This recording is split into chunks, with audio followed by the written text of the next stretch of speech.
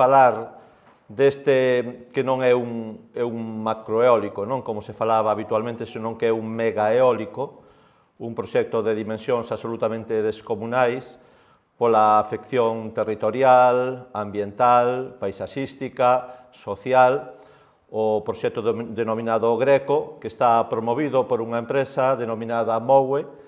que realmente é o grupo Villarmir Enerxía, con sede no Paseo da Castellana, que xa o di todo, querendo extraer a riqueza que temos, neste caso do vento, na zona de Terra de Montes e do Suído, con este proxecto denominado Greco, que ten 109 megavatios de potencia prevista e dividido en dúas zonas, unha que se chama Greco Norte, que está no concello de Cerredo Cotobade,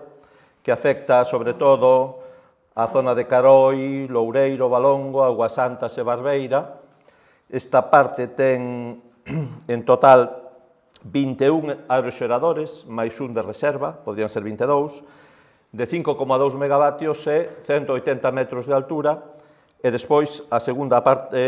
zona é Greco Centro, inicialmente había previsto tamén unha Greco Sur, que desapareceu nesta modificación, formado por 7 aeroxeradores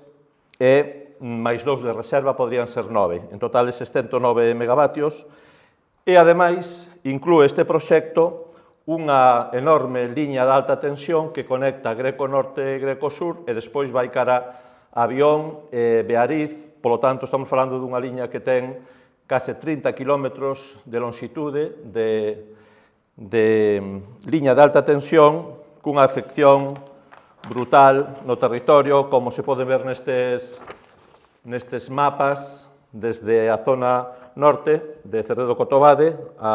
a zona limítrofe entre Alama e Fornelos, tamén concellos afectados,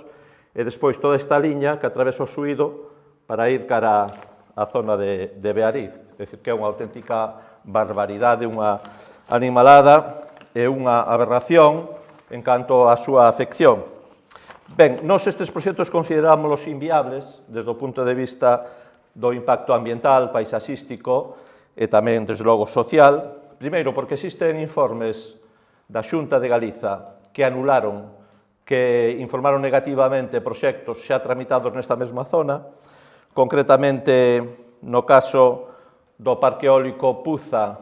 que agora se chama Edreira, que está nunha tramitación estatal, porque o que están facendo aquí todas estas empresas é unha trampa de proxectos que tiñan menos de 50 megavatios, retramítanos con máis potencia pola vía da tramitación estatal, supoñendo que aí vai haber menos controles, máis facilidade, máis asididade na tramitación, cousa que non sempre é así. En todo caso, hai un informe do Instituto de Estudos do Territorio que anula o Parque Eólico Puza, situado na mesma zona da Serra do Suído, agora chamado Edreira, polo seu impacto nunha zona que ten protección paisaxística porque é unha área de especial interese paisaxístico, a Serra do Suído. E o mesmo hai tamén un informe da Dirección Xeral de Patrimonio Natural que é negativo con respecto ao Parque Eólico Carballoso, que era outro tramitado anteriormente que agora se redenominou Carballoso, na mesma zona. Non é dicir que hai xa informes previos que din que non é posible tramitar aí, aprobar aí parques eólicos. E, ademais, hai tamén un informe que fala dos efectos sinérxicos e acumulativos, tendo en conta que hai xa nesa zona 17 parques eólicos nunha zona de radio de 25 km con 421 aeroxeradores. Hai, ademais, 22 proxectos xa autorizados con 116 aeroxeradores e agora todos estes que citei, que están en tramitación, Greco, o denominado Edreira, Edreira 1 e tamén Cotodeiras, en fin, unha auténtica avalancha. Estamos a falar en total de uns 700 aeroxeradores en toda esta zona, que tamén hai informes que din que crea un efecto barreira para as aves e os quirópteros, é dicir, os morcegos, e, polo tanto, que xa non hai capacidade no territorio de admitir máis proxectos. Pois ben, con todos estes antecedentes e estes informes negativos, encontrámonos que a Xunta acaba de darlle luz verde, polo menos administrativa, ao proxecto eólico Greco, e fixo en agosto do 2025, porque o declarou proxecto con clara incidencia territorial pola súa entidade económica e social, o que permite, ademais, que se poida executar fora das áreas de desenvolvemento eólico de Galiza, cal é unha auténtica cafrada, é unha especie de dereito de pernada para estes proxectos cunha chantaxe que é que van subministrar enerxía a un precio pactado, neste caso a Ferroatlántica en Sabón, mentres lle dan unhas migallas aos propietarios que están no territorio para compensar eses efectos negativos dos proxectos. E, sendo isto grave, o máis grave é que agora está a Xunta tramitando unha auténtica cacicada pola vía da Lei de Acompañamento dos Orzamentos para modificar a Lei de Protección da Paisaxe de maneira que prevaleza o interese superior dos proxectos eólicos sobre a protección paisaxística, co cal a protección que tiña, por exemplo, a Serra do Suído ou a Serra do Cando, máis arriba no Seixo, non vai ser un elemento suficiente para informar negativamente estes proxectos. É dicir, que lle están dicindo aos técnicos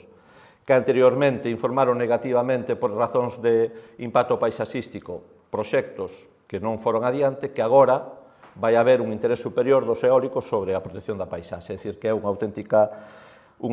cacicada, feito a medida, ademais, para estes proxectos. É dicir, podemos dicir que esta modificación da lei, incluída na lei de orzamentos, é unha modificación para o Suído, para desprotexer a Serra do Suído, esta área de especial interese paisaxístico, é para anular a resistencia dos técnicos que estaban informando en contra. Isto,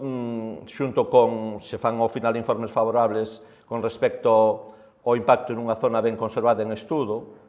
que tamén esta zona da Serra do Suído,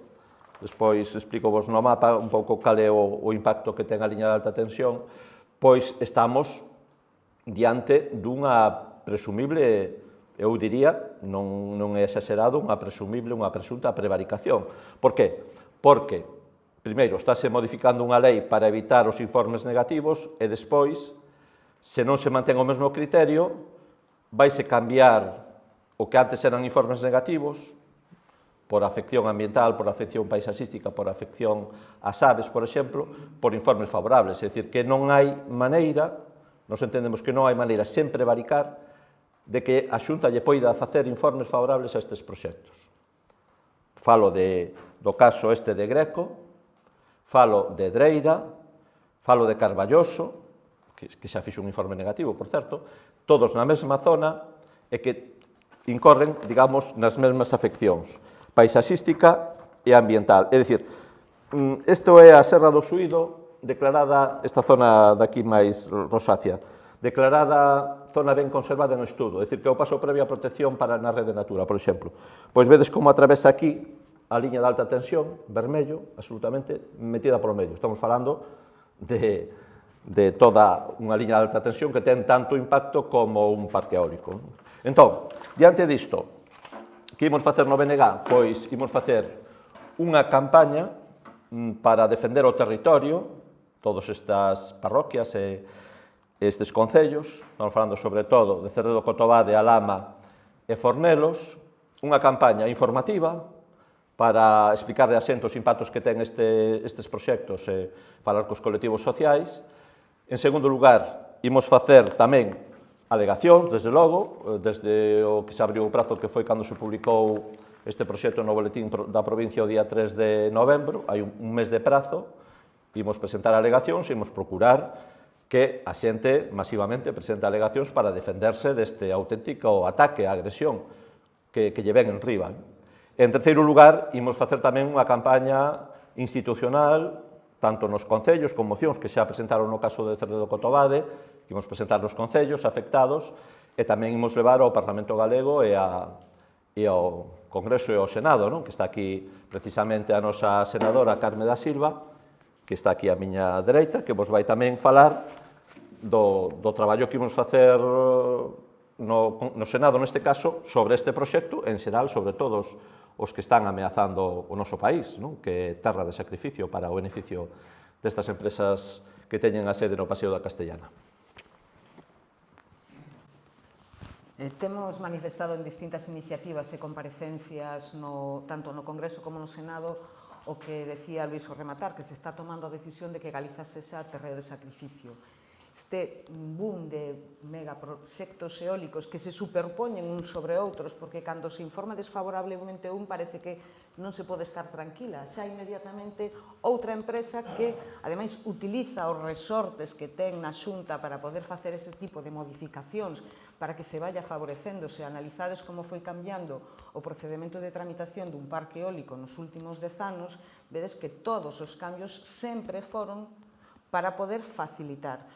a tramitación ambiental, para facilitar que non haxa informes desfavorables por impactos paisaxísticos, por impactos patrimoniais, por impactos sobre as aguas ou calquer outro tipo de salvagarda, e vanse sempre modificando o gusto e a necesidade das empresas promotoras por riba do interés xeral, por riba do interés ambiental, social que ten para o noso país. Unido a unha decisión, entendemos que estratégica por parte do Estado, de favorecer en Galiza total e absolutamente a proliferación de enerxía renovable a través da enerxía eólica neste caso. Na próxima sesión de control que no Senado, que comparecerá a ministra de Transición, xa temos registrada unha pregunta para que nos aclare as consecuencias para Galiza de toda a produción de enerxía que se está desenvolvendo neste momento, en concreto a eólica, e tamén para outro impacto que hai moi importante derivado da produción de enerxía eólica, que é o almacenamento hidráulico, con grandes proxectos de almacenamento hidráulico que neste momento se están tramitando. Pensamos que o Goberno ten que definirse, o Goberno ten que definir se quere que Galiza sexa terreo de sacrificio cando xa produce moitísima máis enerxía eléctrica da que consume. Polo tanto, non a exportamos, que é unha palabra que normalmente se di, que exportamos enerxía eléctrica. Cando exportas un produto, pagancho. Cando exportas un produto, obtés beneficios. E o único que ten Galiza, a cambio diso, é os costes ambientais, sociais e económicos. Polo tanto, non é unha exportación, é un espolio. Exiximos, polo tanto, que se nos conteste nesa comparecencia no Pleno do Senado as consecuencias que vai ter para Galiza e que o xusto é que todos estes proxectos reciban un informe desfavorable e que se non se dé pa diante sen que haxa unha planificación eólica adecuada para o país que atenda as necesidades tamén do país, que revirta no noso proceso de industrialización e que non sexa todo para levar para fora. Teñen as sedes en Madrid, pero que tamén toda esa enerxía finalmente vai para o interior do Estado.